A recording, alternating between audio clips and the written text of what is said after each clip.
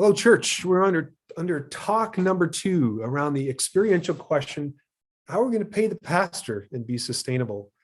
How do we move that into a question about sustainability with vitality? And so the topic is pastoral tent making. This is all referred to in a study report, which I'll make mention at the end.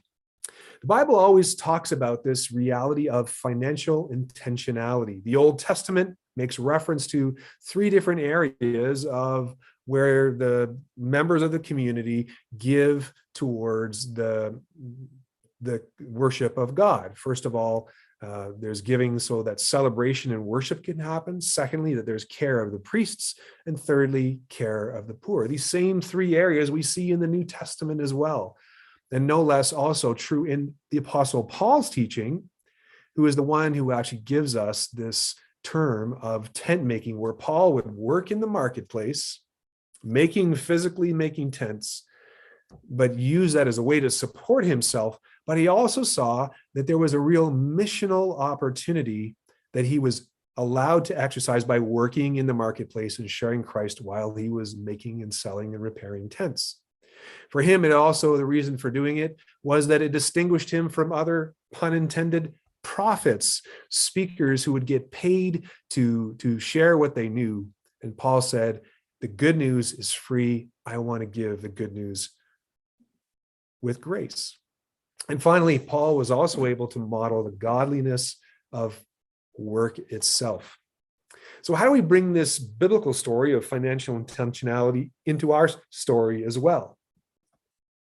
When we consider the idea of having a pastoral leader who is a tent maker, he or she has a job somewhere else that helps partially or fully pay their salary, that allows you as even a very small congregation to balance your budget around these 3 areas, to think about how you fund worship, how you care for your pastor, and how you care for the poor, and perhaps go on mission. Tent making bivocationality creates the opportunity for sustainability and vitality. Most church plants today, the planter is a tent making leader. And there are many leaders in established churches who are also doing this, not just so the church can keep going sustainably, but to bring vitality into their ministry. This allows the local congregation to have more balance in their missional giving. It's not just going to the pastor, but they're also blessing neighbors and their city. It allows the leader to come alongside in the area of discipling others, because she or he they also have another job. And so when we as pastors ask and invite people into loving neighbors, opening up our homes with meals and discipling other people, we're doing what other people are doing as well.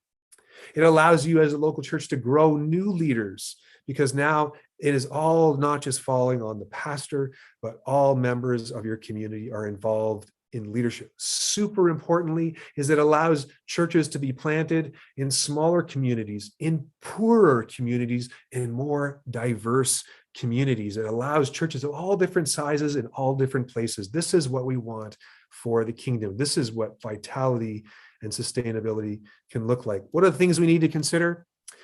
In the seminary, I think there needs to be consideration of multi-vocational training, that there's also an aspect to training up pastors to recognize that they may have other jobs. One of the things we do as church planners is we share ideas of how we make a living while we are planting a church. What's also super important, if this is something you're considering, is very clear job descriptions, so the pastor is not doing every single job under the sun. Thirdly, this is also in the report, try to help your pastor to have a balance of not just things that stress them out, but things that they get to do while they're doing their work and their other job that brings satisfaction into their calling. And also, one thing to consider is an ongoing wellness assessment. Now, some of the description of that comes from this nautical study report. It's already written, but will come to Synod in 2023. The Wellness Project at Wycliffe is also a great resource for assessing wellness of pastors. The Canadian Multivocational Ministry Report is from a group of denominations that have been doing bivocational leadership for many, many years. There's a book by Hugh Halter called Bivo. So here's the question we want to ponder. First, what attracts you to the idea of tent-making pastoral leadership? And secondly, where might caution be exercised in bivocational leadership?